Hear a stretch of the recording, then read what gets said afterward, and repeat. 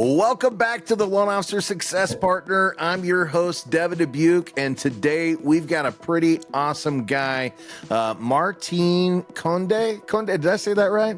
That's correct, Martin Conde. My man, Martin. You know, we were talking the other day on the Redder Morning Show, hosted by Scotty Hudspeth and Stephen Wines over there at Redder, and you were mentioning you do something pretty cool in the industry. We want to talk about it more. In fact, I think the people on the show were like, yeah, I'd love to listen to that podcast. So this is us, right? Recording that podcast. So what part of the world are you in, my brother? I'm out here in Southern California.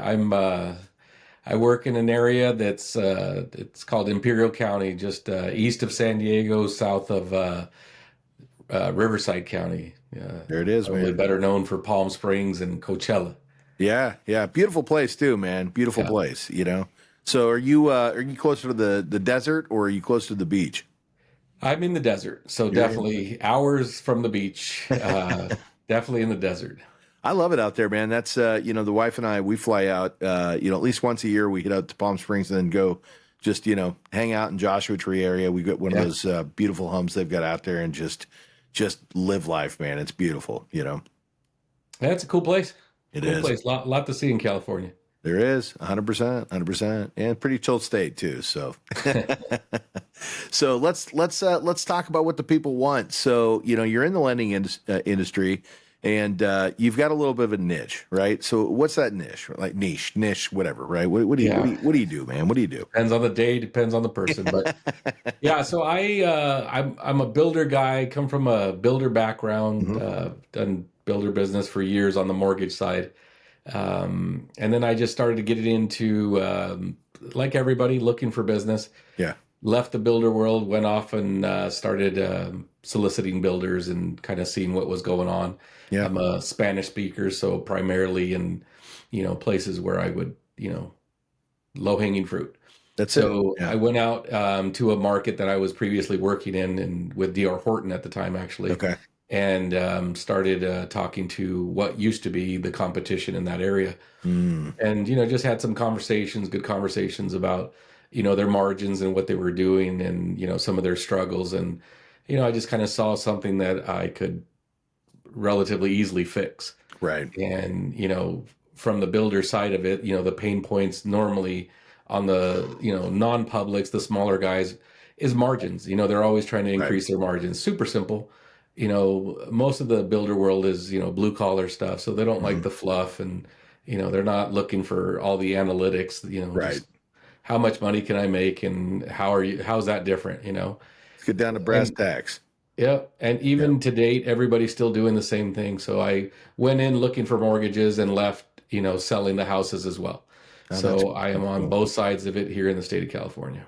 That's awesome, man. So you said you're in the builder side of the business. Were you actually building homes? Were you the actual builder? Like what were you doing? So I was the lender. So I was the guy that pre-qualified everybody that walked through the door.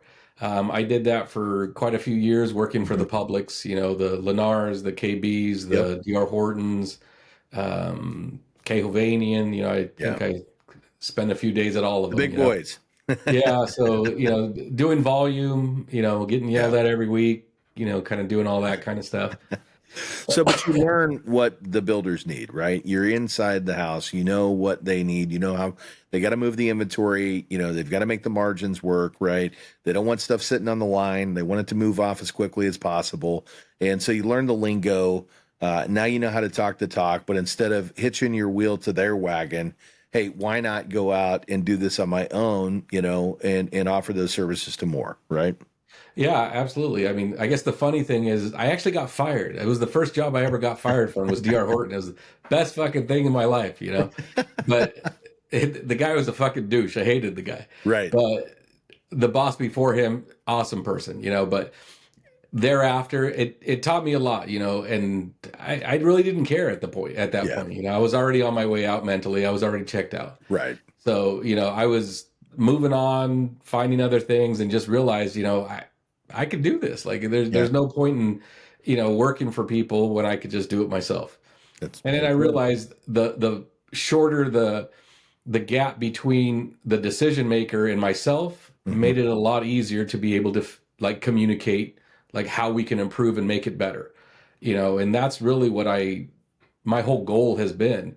And in Yeah. the end, I mean, the main goal I started off with was try to help consumers. How can I help what I felt like was a population that's always been taken advantage of, the Yeah. underserved population. And in the Imperial Valley, it's, 90% looking like me.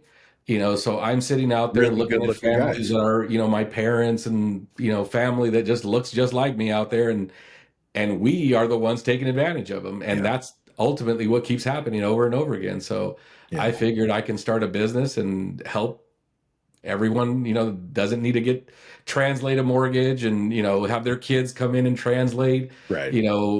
actually help them from start to finish and financially put them in a better situation.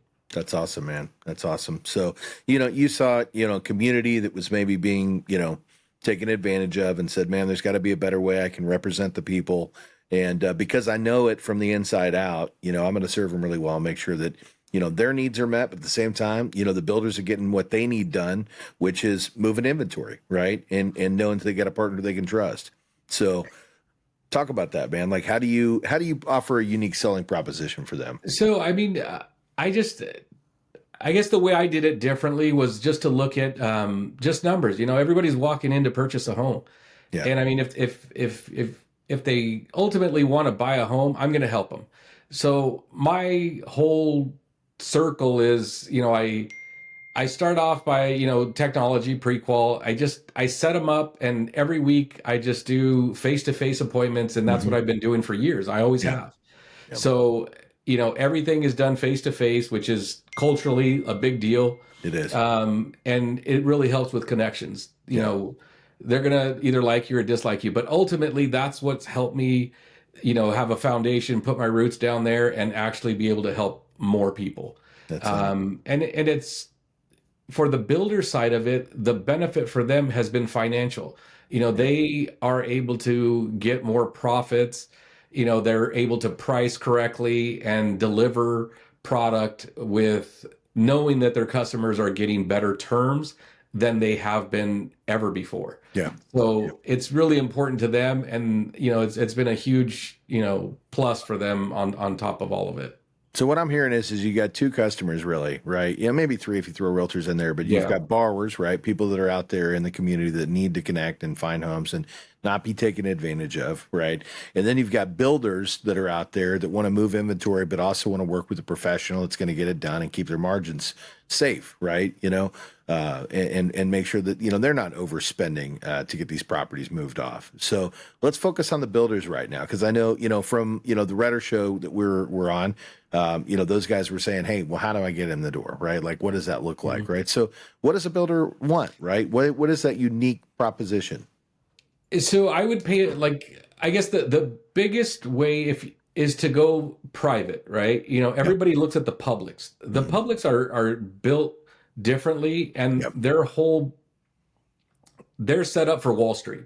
Right. They want numbers across the country, Yeah. and they have so much middle management that needs to try to justify a job that there's just too much fluff in there to like truly get in there. It's a very small window of being able to like be number two for a public builder. Right. And you don't want it, honestly. So I would tell you that, like everybody says, you don't want the smoke. You really don't. Yeah. You literally want to be that third guy Yeah. or gal, Right. just call me when the other two mess up, They and can't I'll get take it a look done. at it and see if I can do it for you. Well, put me on the bench. Yeah. Yeah. I'll come in when you need the closer. And that's that in many markets that could be 20, 50, 100 loans a That's year. right. 100%. So it seems like the wrong approach, but you don't need to be the big fish there. They're always going to be their builder-owned mortgages are always going to win. No question. So if you can learn the whole concept of help them sell a house, Yeah. even if you don't get the loan. Right. And this applies to both sides of it, resale or new construction. If your realtor partner understands that you're there to help them sell a home, you're in a position to be a partner for them, because you may Right. not get every deal. If somebody walks into the builder and you lose the deal because they have an awesome financing terms, Right. don't sweat it. It's one deal. Yeah. But that partnership and that relationship through that transaction could be referrals. It could be a long-term realtor partner there at the builder. Right. There's just so much that happens and so many different opportunities as you keep meeting more of these people. But on the builder side of it, the loan officer, the salesperson, they're transacting with far more than most people even have any clue. Yeah. They're letting more people walk out of the door than you're ever going to be able to close in a year. That's right. Like, they do nothing but market like crazy to just let people walk through the door and literally walk through their houses. You can go into most sales office and you can't get those people to walk you through a house. That's right. Yeah.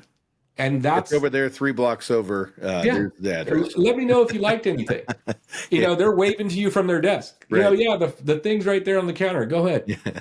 Go set up your own open house at one of those properties. Yeah, that was actually my first approach. I'm like, hey, I don't know if you know it, but I actually walked the people through the house. So that was my first thing. That's one of my favorite things as on the sales side of it, because I ask all the questions. I know whether they're able to buy or not. Like, I have all the details at that point. I know if I have a buyer here, down the street, or anywhere else. Let me qualify your buyers for you. 100%. Yeah. And make sure that you're capturing more of the people that are walking through the doors. And there's so much there. Like, if you want a partner, don't think of it as going in to get their business or their fallout. Yeah. It's just another partner that's doing a lot of business. Right. Go talk to them. Go have lunch with them. Yeah. They're there and they're stuck there. They hate it. How often do you stop by, man? Like, when you're starting to try to build a relationship with somebody, right? People are going to do business with people they like. Are you just going in and hanging out from time to time, just, shooting it and shooting the breeze? And, what are you guys doing? Like, what's that look like? I just had a conversation yesterday. So the electrician that does, a lot of he basically wired this whole county, right? So he's doing all the new construction. He does all that stuff. So I had a conversation with yesterday, and he goes, I don't know why we didn't talk sooner. He's all, my son, I have him, doing a solar company. He's all, but I'm about to, take off on about 180 lots down here. We need to have some lunch. I'm like, oh, shit, here's another problem. So each time, like, I have conversations with more of these people, whether it's in construction or just any industry, you just never know. And I've come across, we've worked on the same tracks for years. I just never had a conversation with him. That's it. So at this point, he goes, I see your name everywhere. I'm like, yeah, I see yours too. Like, let's talk. So, I'm having lunch with him next week, but that could be, 170, 180 homes right in the next, 24 months. I'm sure there's no loans to be found there. And not one, right? But it's the same problem, is that the more you get out and talk to anybody, especially, people that are in the industry and doing these things, there's a lot of opportunities. Yeah. And I think people are scared of it, honestly. Activity breeds 100%. Productivity. That's all. You've got to be active. Yeah. And if you are, you're going to find the business, and you got to make the ask, right? You've got to make sure we always talk offers minus no's equals money. So, if you're not making offers, where's the money coming from? Here's a real simple one, Devin. And I, two people actually took me up on this. Mm-hmm. Everybody else is just too much work. Right. If you're sitting here with no business, you got nothing, you're halfway okay on social media, walk into, look for dirt that's just starting. They're about to put up some models. Go make friends with that salesperson. Mm-hmm. Create a social media page for, the Grove, community web page or whatever on Facebook. Exactly.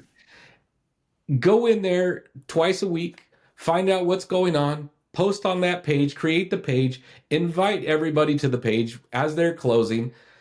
Let the salesperson know that you have the group, and keeping them informed of what's going on, talking to them, letting them know what's happening in the community, people relocating, what's in the area, schools.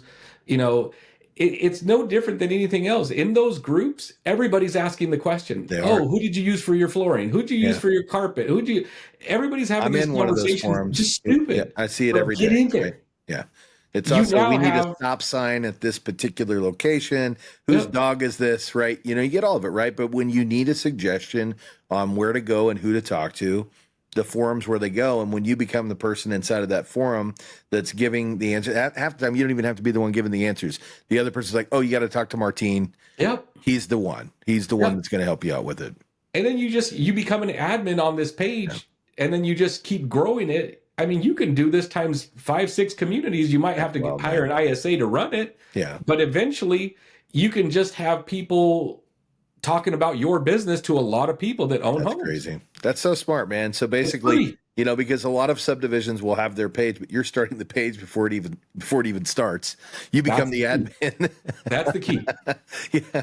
And so They're, they have to come to you, right? Because it's your page, man. Wow. That's brilliant, man. That's absolutely brilliant. and they're You going know, to transact. They're going to refire. They're going to sell. yeah. Now, have you ever had any, so do you get permission to walk people through the properties before you just go out there and start walking through properties? Is, hey, do you mind if I do this? Or how does that approach look? So most people, are you asking like for what I do or for other Well, you talked builders? about how sometimes you'll walk through, you know, maybe when you're first getting started, I don't know where you're doing it today, but you said, hey, you know, I'll actually walk people through the properties, tell them a little bit about the home. Like, how do you start that? Like, how do So you my read own. to some guy standing on hey, do you want to see this house? Right. So I mean, that's a commission. I mean, Yeah. if you bring them into a place, that's a commission. So I mean, Right.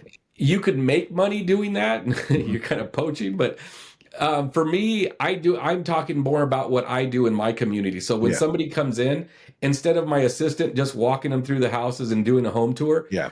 my initial start was I was the guy doing all of that. That makes sense. And that's where I was. Then I got to a point to where I was like, okay, well, I didn't sell that house, but now I got a loan and now I got to go show them another property somewhere else. Yeah.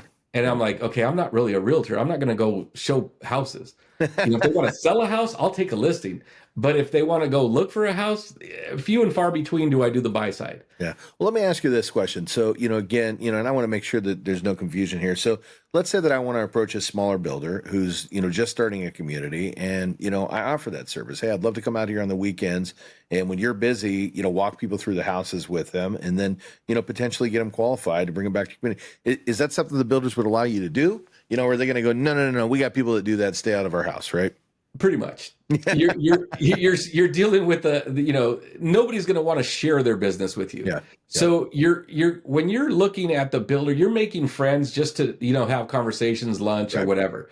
But if you're trying to get an account, like if you're trying to take that Yeah. that community and take it over, they're not your friend. Like you have to go and do the research for their closings, who they use for lending, Okay. and then figure out their margins. Yeah. So once you start doing that, then it's a completely different ballgame. That makes Then sense. you're looking at, you know, how much you can save them, how much you can make them, and ultimately the trajectory of their existing project and future projects with pricing and just analytics, right? So that's what I did. So Yeah. I went in there and said, hey, look, you know, this is what you spent.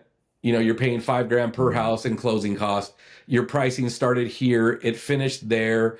You know, you're giving away a bunch of money, and everybody's response is the same. Every builder will tell you the same. No, not my guys. No, not my team. No, no way. Right. They keep that credit and they leave it in their pocket. They're not giving it away. Mm. My statement always is like, yes, I understand that's what you believe. I promise you, you're paying it. How Yeah. many did you not pay? And then broker referrals. You know, many of these salespeople are handing them off to their friends. Yeah. You know, they're paying their friends. Yep. And you'll see it because they'll see the same person Same over and agent over again. over and over and over again. Yeah. We And see then it you too. see their traffic anywhere else, and you're like, they have no other business except this referral. Oh, I've seen it. 364 homes sold. Yeah. All So, with such and such community. Yeah. and I sit there and and that's where I started. So my initial thing, I think the first year it was about 1.5 million is what they saved. Yeah. And, you know, so I'm How do you like, show them, Martin? Like, how do you show them? Like, where do you get the data to be able to support So- what you're telling them?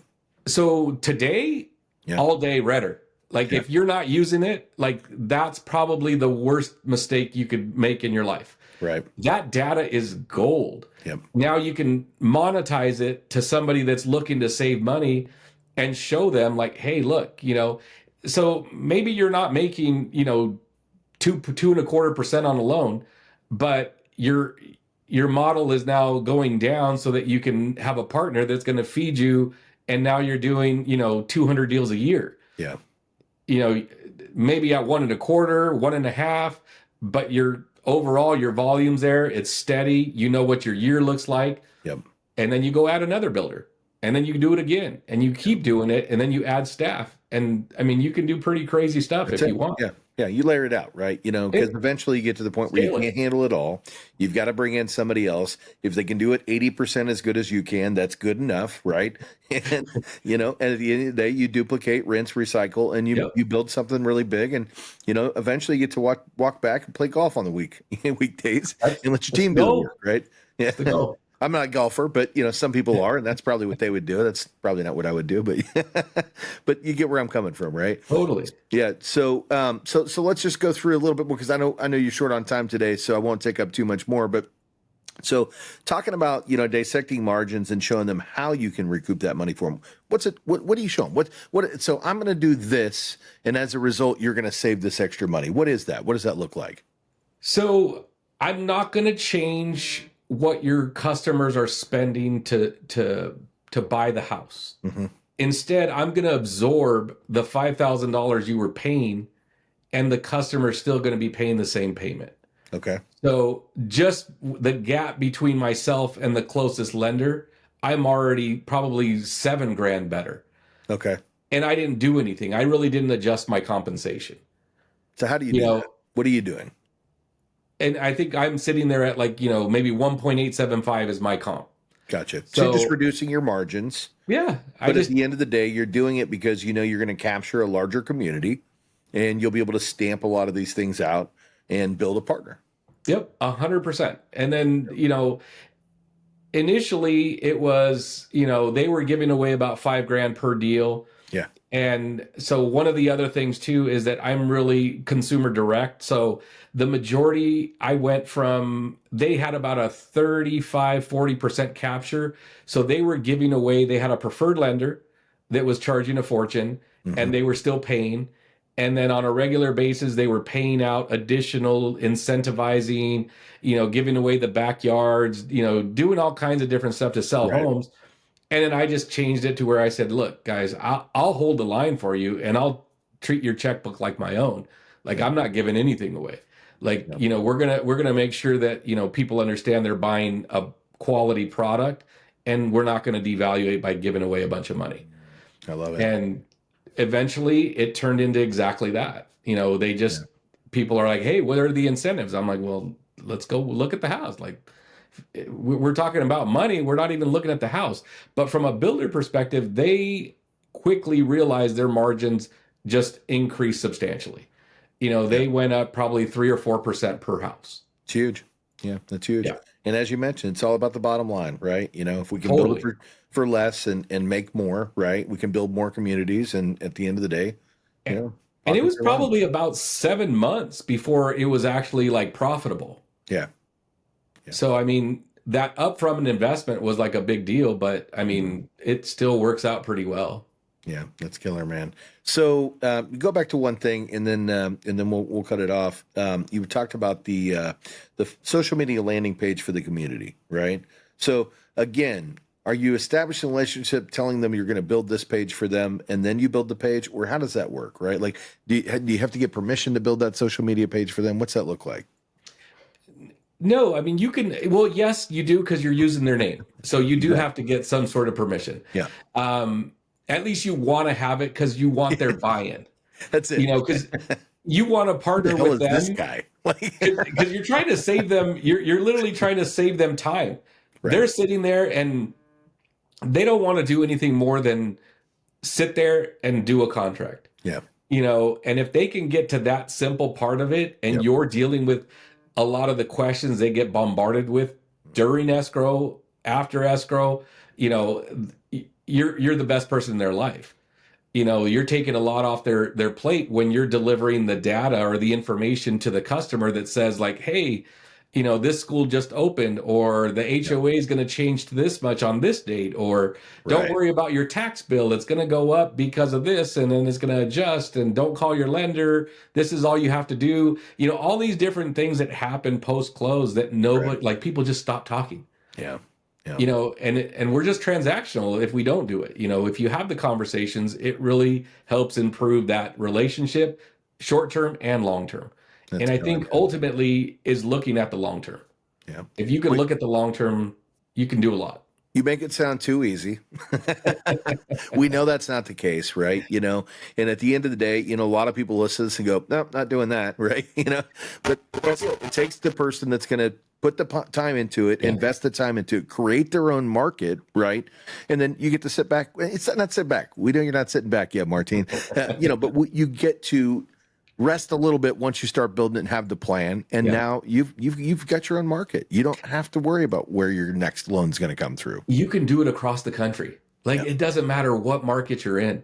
It's the same concept. There's a guy, gal sitting there with a company that wants to save money. Yeah. Talk to them, figure out how to help them save money and still make money.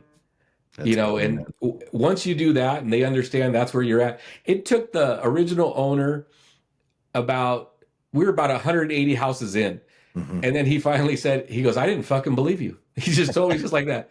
He goes, I didn't fucking believe you. I'm like, Jim, what are you talking about? He's all, I just didn't believe you. I thought you were full of shit. Yeah. And I'm like, well, thank you for, putting your faith in me. Still rolling with it. Yeah. And then he's like, he saw the bottom line. He saw the checks landing, and he saw the stuff coming in, and he saw that everything was still selling. To date with this builder, probably for about 400 houses in, I have about at most 10K that I've gotten in some sort of closing cost assistance. Yeah. From what they used to do, times every deal for years before I showed up. It was just the norm. I love it, man. I'm probably about 85, 90% capture and about 80, 90% no realtors. Yeah. So, which realtors hate me now too, because you've ruined that market. Yeah. And that's a different division and you don't have your name tied to it. Yeah. And like where I'm at, I'm like the #1 realtor in the county, and I'm like, I'm a lender. Yeah.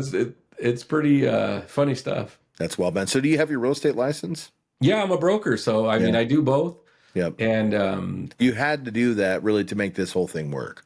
Yeah, and in California, I'm licensed through the Department of Real Estate, so that's first, and then the MLO endorsement is the second portion. Gotcha. Okay, I didn't know that's how it worked. You just taught me something, Martin. Yeah, well, you taught me a lot. It wasn't something. You taught me a ton of stuff, but yeah, man, brother, I love it, and I love somebody that that really just takes the time to figure it all out. You took your expertise from working for all these other builders and figuring out where the pain points were, and you built your own market, man, and that's super impressive. I'm sure literally we could probably sit here and talk about this for 3 hours. You don't have time, neither do I, but and people would listen because this is really interesting stuff, man. There's a lot of people out there looking at how do I create success, and you didn't just create success, you created a market, man. So, hats off to you. And I wear a lot of hats. So but in all seriousness, man, you're killing it. And the other thing is, and I heard you say this in the beginning, it's not just about saving the money for the builder. You're also helping homeowners in your community. You're getting people into homes, and that's awesome too, man. A lot of the ones that need it the most. It's crazy. That's it, brother. That's it. Well, Martin, I know we were supposed to have a podcast that didn't get on your email. You ended up landing on here anyways, and we super appreciate it. I know the folks that are on that Redder show are going to appreciate the insight, as to what you're doing out there, man. But, I want to give you a little shout out. So when the folks out there want to find you, what markets are you in? Where do you serve? I'm Southern California. I'm from... anywhere in Southern California. Mr. Southern California himself. And what's the name of the business? How do they get in touch with you? You could just Google my name, Martin Conde. It shows up somewhere. He's like, trust me, it's up there. You're going to find me. And he is. I did find him really easily. So Martin Conde, Southern California, the builders, Prince, and the borrowers, knight in shining armor, right? This guy's out here doing some great things in the community. And just, man, seriously though, just taking this thing and building success. And it's a hard thing to do. There's a lot of people that fail. You didn't do it. You built something awesome, and we appreciate you sharing. I failed many times. Well, we all fail, right? That's the only way to get to success, right? Is falling down and getting back up, and falling down and getting back up, and learning from those mistakes. We talk about this all the time. You learn more from the mistakes than you do from the victories. Yeah, I have a whole nother story on, leaving the builder, walking away from a pipeline to nothing, and then doing this. So, it's definitely. We might have to catch that on another one, man. Yeah, we'll have to do that podcast. That's a funny one, actually. Yeah, we'll do it then. We'll do another, man. We'll set that for another date. So, I'm sure I'll see you on Monday. Another thing I can tell you about Martin, super consistent. He's where he says he's going to be. And, if you want to work with Martin, what's a good contact number? Did we already do that? You said just look you up on the internet? Yeah, it's in the same place. Just Google it. Go to the internet. Actually, I'll have our videographer go to the internet. We'll drop that on there. So if you want to find Martin, just look in the description. It's down there somewhere, and and you'll find him. And you should. And if you're looking for somebody that's multilingual, right, or bilingual, right, English and Spanish. Yep. Yeah, English and Spanish. That's going to make sure that you get a great deal and land in a great community. He knows all of them. Mr. Southern California, Martin Conde. So, hey, brother, thanks so much for joining us today. And guys, this is the One Ouster Success Partner. We've got a hell of a success right here, and we appreciate you stopping in. Hey, if you like what you heard, come check us out on all the different platforms. Obviously, we're on the podcast network at One Ouster Success Partner. You can find us on the Homes Begin Here network, and that's on all the social channels: Facebook, Instagram, TikTok, YouTube. We're on all of them.